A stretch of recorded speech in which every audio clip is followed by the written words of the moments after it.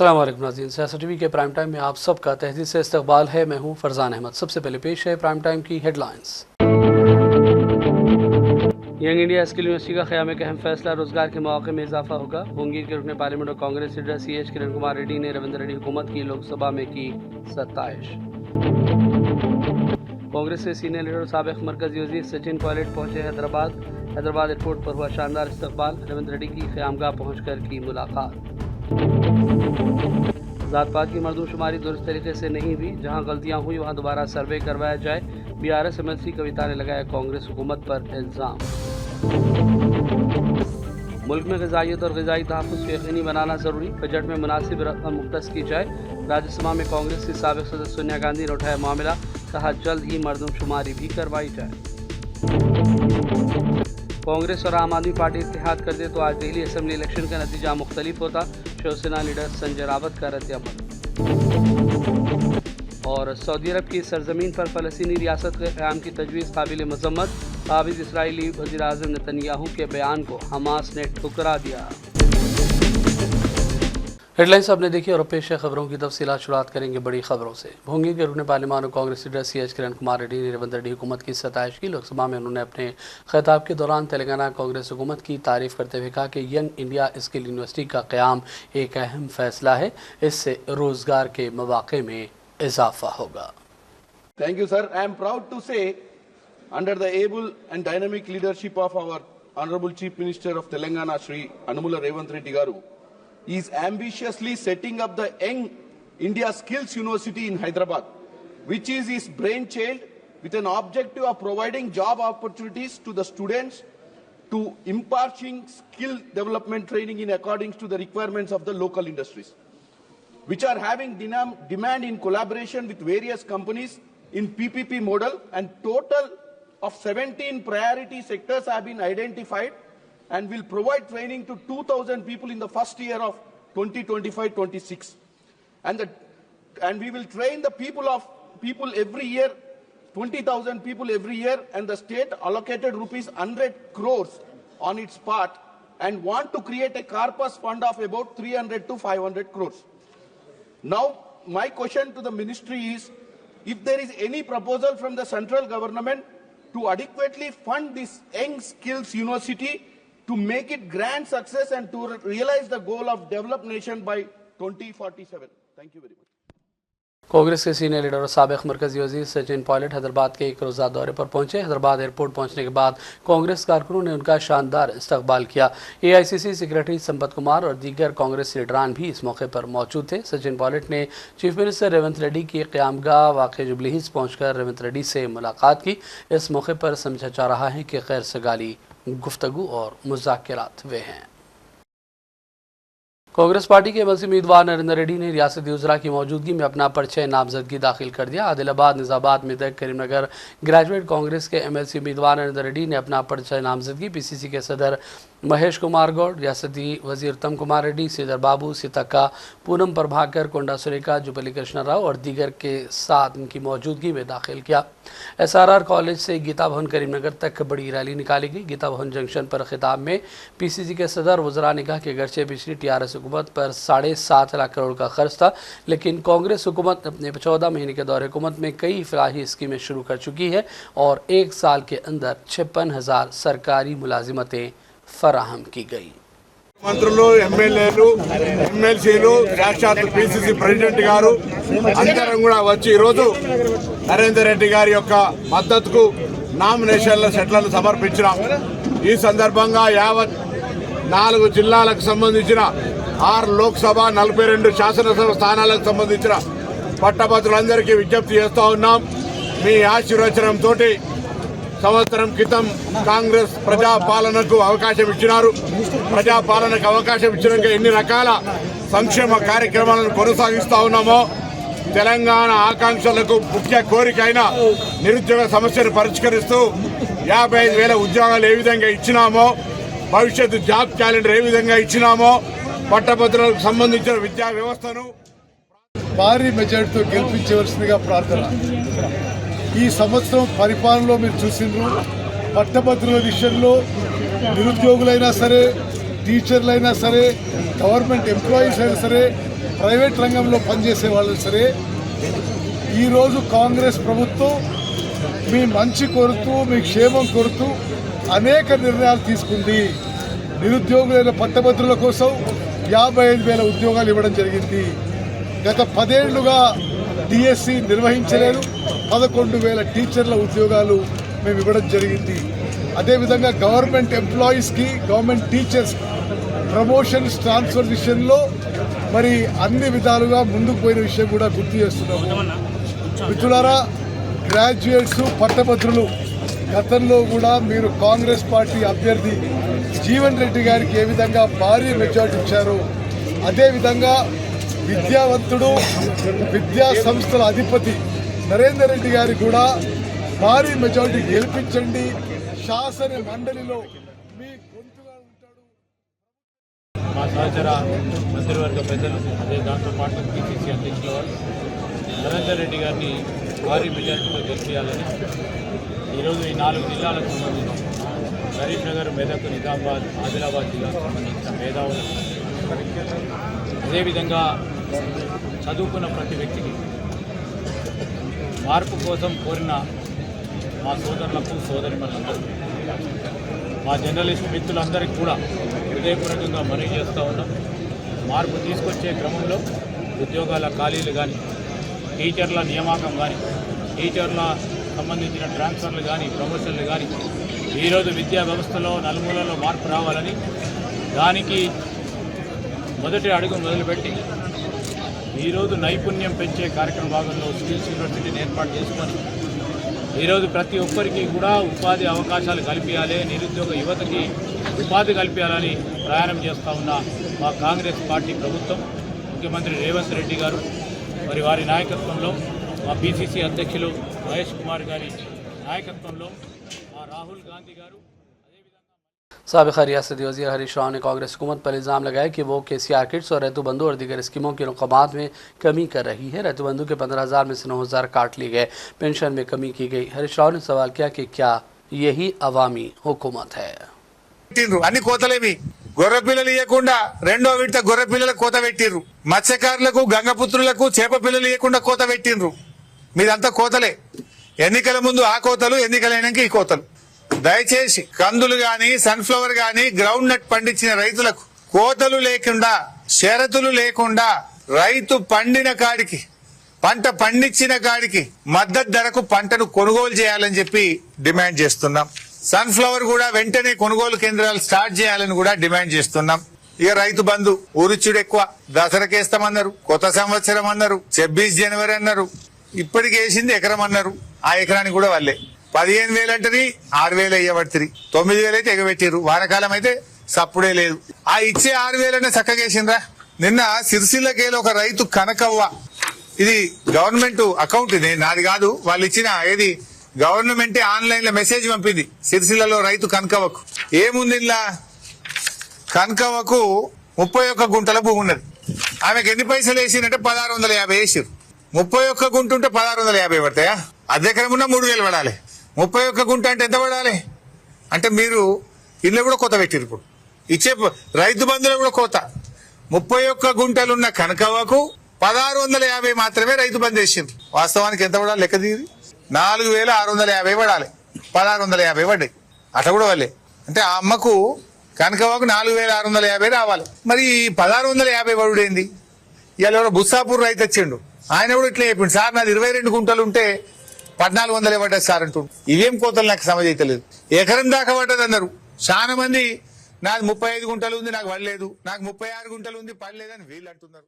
ముఖ్యమంత్రి BRS MLC के कविता ने इल्ज़ाम लगाया कि कांग्रेस हुकूमत की जानिब से हालिया दिनों करवाया गया सर्वे गलत है। ज़ात पात की मरदमशुमारी दुरुस्त तरीके से अंजाम नहीं पाई। जहाँ जहाँ गलतियाँ हुई वहाँ दोबारा सर्वे करवाया जाए। कविता ने कहा कि हमने असम्बली में भी अपने खदशात का इजहार किया। अगर कांग्रेस हुकूमत संजीदा है तो सर्वे को सही ढंग से अंजाम दे। हम OBC के लिए 42% रिजर्वेशन का भी मुतालबा करते हैं।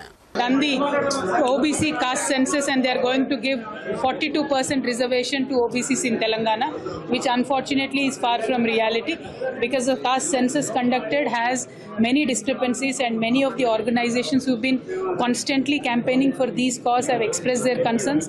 Government does not seem to be concerned about these issues that are expressed by various groups. They are trying to bulldoze this entire issue and go ahead with the wrong data that they presented in the assembly. We strongly oppose the wrong data that is presented in the assembly by the government.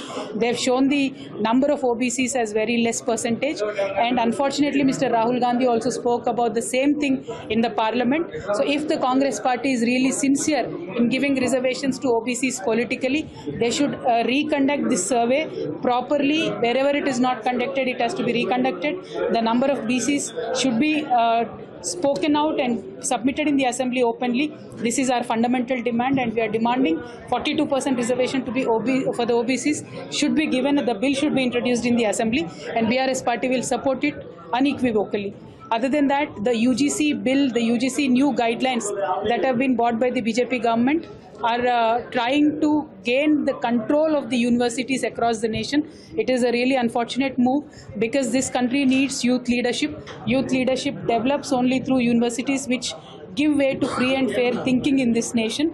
Unfortunately, BJP does not believe in that. So we seriously oppose the UGC guidelines.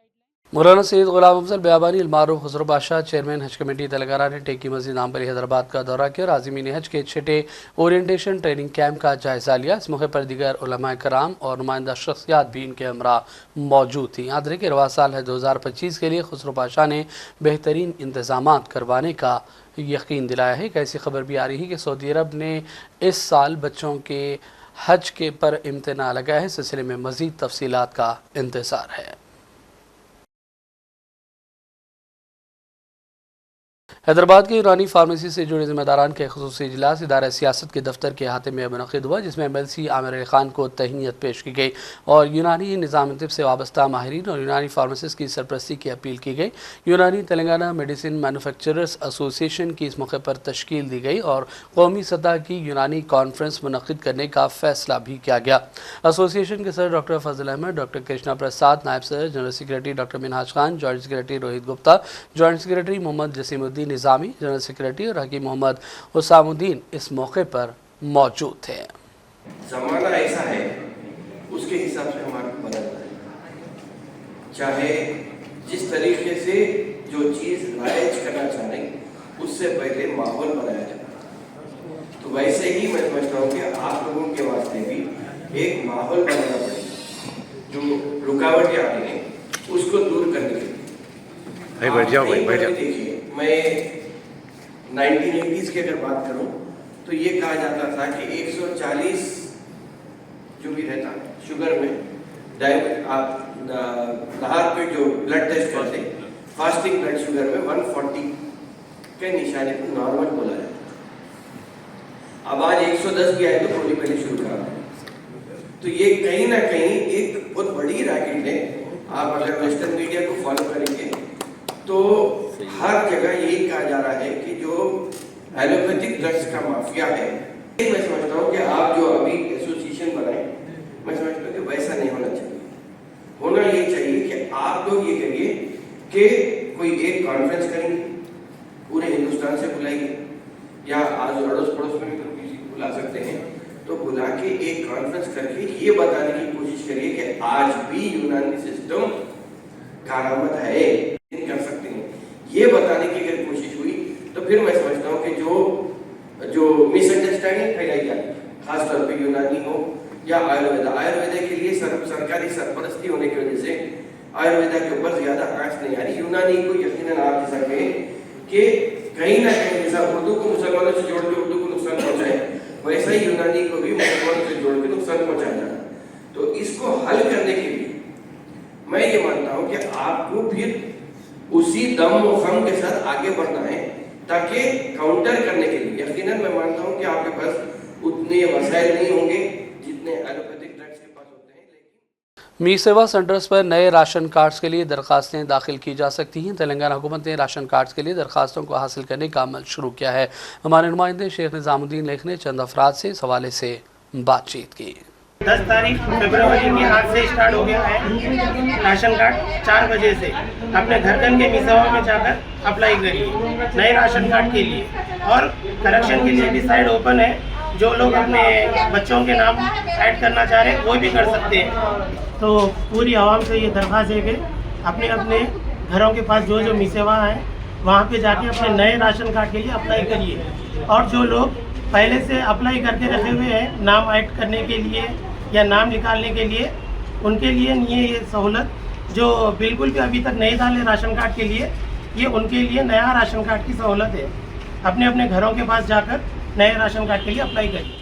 Zaheerabad के सना school of excellence में Abid Ali Khan education trust इदारे सियासत के ज़ेर इत्माम शाये करदा SSC Telugu दूसरी ज़बान question bank model paper का रस्म इजरा हुआ। इस मौके पर जमील सिद्दीकी, प्रिंसिपल टिमरीज मोहम्मद आसिफ, चेयरमैन सना स्कूल, सदर तेलंगाना उर्दू वर्किंग जर्नलिस्ट ज़िला संगारेड्डी मोहम्मद वसीम गौरी, नुमाइंदा सियासत जहीराबाद भी मौजूद थे। इस मौके पर इदारे सियासत की तालीमी और दीगर खदमात की भरपूर अंदाज में सताइश की गई।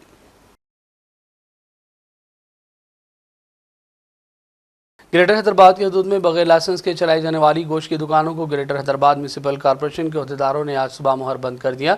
ये कार्रवाई कई शिकायत मौसूल होने के बाद की गई, जिसमें GHMC ने कवानीन के खिलाफ वर्जी करने के इल्ज़ामात के तहत दुकानों के खिलाफ सख्त इक़दाम किए। बल्दिया ने 5730 चिकन, मटन और बीफ शॉप्स को नोटिस भी जारी की है। 30,000 से ज़्यादा गैरकानूनी गोश्त की दुकानों की निशानदही की गई जो बगैर ट्रेड लाइसेंस के चलाए जा रहे हैं।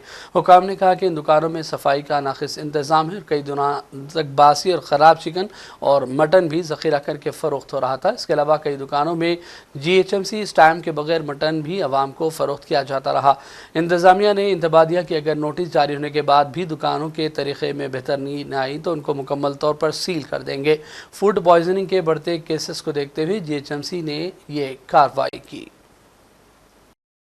हैदराबाद के पुराने शहर के दीवान दियोड़ी में पीर की सुबह मदीना अब्बास टावर्स में बड़े पैमाने पर आग लग गई। इमारत की चौथी मंजिल पर लगी आग तेज़ी से फैलती चली गई। इस आग ने तकरीबन 30 दुकानात को अपनी लपेट में ले लिया। दूसरी और तीसरी मंजिल पर ये आग भड़क उठी थी। इत्तला मिलते ही पुलिस और फायर ब्रिगेड का अमला पहुंच गया। फायर फाइटर के अमले ने जद्दोजहद के बाद आग पर काबू पाया। ताजरों का कहना है कि बड़े पैमाने पर माली नुकसान हुआ। इस पूरे मामले की पुलिस तहकीकात अंजाम दे रही है। और बढ़ते हैं चंद अहम कौमी और आलमी खबरों की जानिब। कांग्रेस की साबिक़ सदर सोनिया गांधी ने आज ऐवान वाला यानी राज्यसभा में मुल्क में ग़िज़ाइयत और ग़िज़ाई तहफ़्फ़ुज़ को यकीनी बनाने का मसला उठाया और कहा कि इसके लिए मुनासिब रकम मुख्तस की जाए। सोनिया गांधी ने ऐवान में वक़फ़े सिफ़र के दौरान चेयरमैन की इजाज़त से उठाए गए सवाल के तहत कहा कि हुकूमत तारीख़ी मरदमशुमारी के आदात व शुमार के मुताबिक ग़िज़ाई तहफ़्फ़ुज़ को यकीनी बनाए, लेकिन इस वक्त मरदमशुमारी का अमल 4 साल पीछे चल रहा है। ये ज़रूरतमंद लोगों की ग़िज़ाइयत और खुराक की हिफाजत को यकीनी नहीं बना रहा है। इसलिए मरकज़ी हुकूमत को चाहिए कि वह मुल्क के 140 करोड़ लोगों की ज़रूरतों को पेश नज़र रखते हुए ग़िज़ाइयत और ग़िज़ाई तहफ़्फ़ुज़ के लिए रकम को मुख्तस करे। सोनिया ने मुल्क में जल्दी मरदमशुमारी करवाने का भी मुतालबा इस मौके पर किया। NFSA introduced by the UPA government in September 2013 was a landmark initiative aimed at ensuring food and nutritional security for the country's 140 crore population. This legislation played a crucial role in protecting millions of vulnerable households from starvation, particularly during the COVID-19 crisis. It is this act that provided the basis for the Pradhan Mantri Garib Kalyan Anna Yojana. Under the NFSA, 75% of the rural population and 50% of the urban population are entitled to receive subsidized food grains. However, the quota for the beneficiaries is still determined based on the 2011 census, which is now well over a decade old. For the first time in independent history, the decennial census has been delayed by more than 4 years. Originally scheduled for 2021, there is still no clarity on when the census will be conducted. The budget allocations reveal that the updated census is unlikely to be conducted this year as well. Around 14 crore eligible Indians are thus being deprived of their rightful benefits under the NFSA. It is imperative, sir, that the government prioritizes the completion of the census as soon as possible and ensures that all deserving individuals receive the benefits guaranteed to them under the NFSA. Shiv Sena leader Sanjay Rawat ने कहा है कि कांग्रेस और राहुल गांधी ने कोशिशें की, लेकिन केजरीवाल और आम आदमी पार्टी को भी ये चाहिए था कि वो कांग्रेस के साथ इत्तेहाद कर लेते। अना का मसला न बनाया जाता तो आज दिल्ली असेंबली इलेक्शन का नतीजा कुछ और होता। उन्होंने कहा कि इंडिया इत्तेहाद मुस्तहकम रहेगा। नहीं, इंडिया अलायंस की बात नहीं है। कांग्रेस हो, हम सब इंडिया अलायंस के साथीदार पार्टनर है।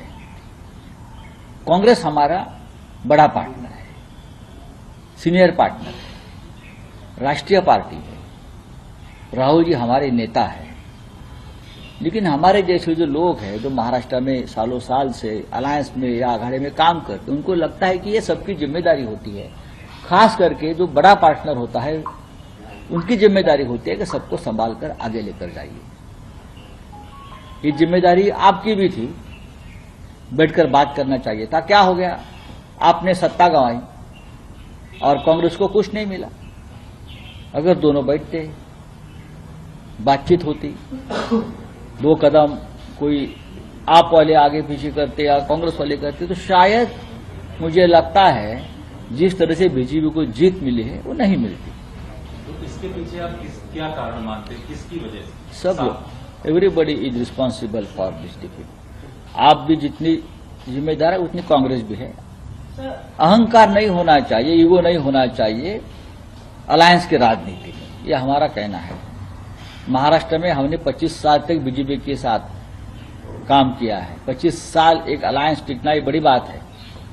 अभी भी हम महाविकास अघाड़े में काम करते हैं, हमें मालूम है किस तरह से अघाड़े में या अलायंस में काम करना चाहिए। कांग्रेस को अपनी बड़ी भाई की जिम्मेदारी हमेशा बहुत ही संयम से निभानी चाहिए। क्या इंडिया अलायंस में नेतृत्व परिवर्तन की बात, जैसा कि ममता बनर्जी का नाम चल रहा है, आप भी सहमत हैं उसको लेकर? नहीं, उसका पर कभी हमारी बात नहीं हो गई। जब हम एक साथ बैठेंगे इंडिया अलायंस की बैठक में, तो उसका पर कोई चर्चा करना चाहते हैं तो चर्चा होगी, उसमें नई बात क्या है। चर्चा है, डेमोक्रेसी है। बीजेपी में अगर डेमोक्रेसी नहीं है उसका मतलब ये नहीं कि इंडिया अघाड़े में नहीं है, इंडिया अलायंस में नहीं है। हमारे यहाँ डेमोक्रेसी, हम अपनी बात रख सकते हैं। उमर अब्दुल्ला जी ने एक बात रखी है ना, झगड़ते रहो, चर्चा होगी उसके ऊपर।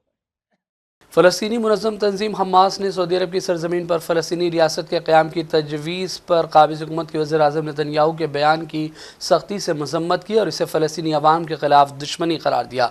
हमास ने इन गैर ज़िम्मेदाराना और जाहिलाना बयानात को मुस्तरद करते हुए सऊदी मौक़िफ़ की तारीफ़ की। हमास ने कहा कि नेतन्याहू का बयान सिफारती आदाब के ख़िलाफ़ है। फ़लस्तीनी अवाम को बेघर करने के किसी भी मनसूबे के ख़िलाफ़ सऊदी की मजबूत पोजीशन और उनकी सरजमीन पर आज़ाद रियासत के क़याम के मुनसिफ़ाना मकसद और जायज़ हक़ के लिए उसकी मुसलसल तायद के उसूली मौक़िफ़ की सताइश की गई। हमास ने नौआबादियाती बयानात का मुकाबला करने मुत्तहदा अरब पोजीशन की ज़रूरत पर जोर दिया ताकि ख़ित्ते में काबिज़ दुश्मन के ख़िलाफ़ कार्रवाइयाँ की जा सकें। याद रखें नेतन्याहू ने एक इंटरव्यू में कहा था कि सऊदी अरब के पास फ़लस्तीनियों को रियासत फ़राहम करने के लिए काफ़ी ज़मीन मौजूद है, इसलिए उन्हें वहाँ बसाया जाए।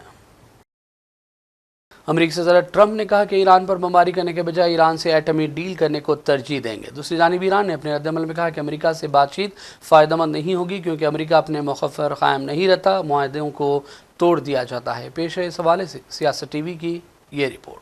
अमेरिका के सदर डोनाल्ड ट्रंप ने कहा है कि ईरान पर बमबारी करने के बजाय ईरान से एटमी डील करने को तरजीह दी जाएगी। अमेरिकी मीडिया को दिए गए एक इंटरव्यू में डोनाल्ड ट्रंप ने कहा कि अगर हम मुआहदा कर लेते हैं तो इसराइल ईरान पर बमबारी नहीं करेगा। ये नहीं बताया जा सकता कि हम ईरान को क्या कहने जा रहे हैं, लेकिन उम्मीद है कि ईरान जो करने का सोच रहा है वो नहीं कर पाएगा। याद रहे कि इससे कबल भी अमेरिका के सदर डोनाल्ड ट्रंप ने ईरान पर पाबंदियां लगाने का ऐलान करते हुए वाज़ेह तौर पर कहा था कि तेहरान के साथ जौहरी मुआहदा करने को तरजीह देंगे। डोनाल्ड ट्रंप के बयान पर रद्दअमल देते हुए ईरान के रूहानी पेशवा अयतुल्लाह खमेनाई ने अमेरिका के साथ मुज़ाकिरात न करने का ऐलान कर दिया और कहा कि अमेरिका के साथ मुज़ाकिरात समझदारी और काबिल एहतराम नहीं होंगे। ईरानी सुप्रीम लीडर ने यह भी कहा कि मुज़ाकिरात से इनकार की वजह यह है कि हमारा तजुर्बा हमें बताता है कि ईरान ने माजी में बहुत सी रियायतें दी, लेकिन अमेरिका ने इन मुआहदों को खुद तोड़ दिया।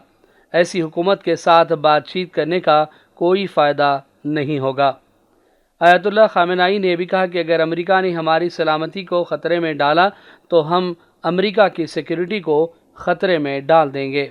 ब्यूरो रिपोर्ट, सियासत टीवी। और बात करेंगे स्पोर्ट्स के हवाले से। इंग्लैंड के खिलाफ खेले गए मैच में रोहित शर्मा की शानदार सेंचुरी पर हिंदुस्तानी क्रिकेट टीम के साबिक कप्तान मोहम्मद अजहरुद्दीन ने खुशी का इजहार किया और कहा कि अच्छी बात है कि वो फॉर्म में आ गए हैं। उन्हें सेंचुरी बनाने पर मुबारकबाद पेश की जाती है। चैंपियंस ट्रॉफी के लिए भी मोहम्मद अजहरुद्दीन ने नेक तमन्नाओं का इजहार किया। आइए देखते हैं अजहरुद्दीन का ये बयान। First of all, I'm very happy that he's got into the form. And I think I didn't see the game yesterday, but I heard that he really batted very well. I congratulate him for getting that 100. And also, I mean, I was given to understand that quite a few records were broken. So I think the records are meant to be broken. But I wish him the very best. I hope he holds on to the record for a long time.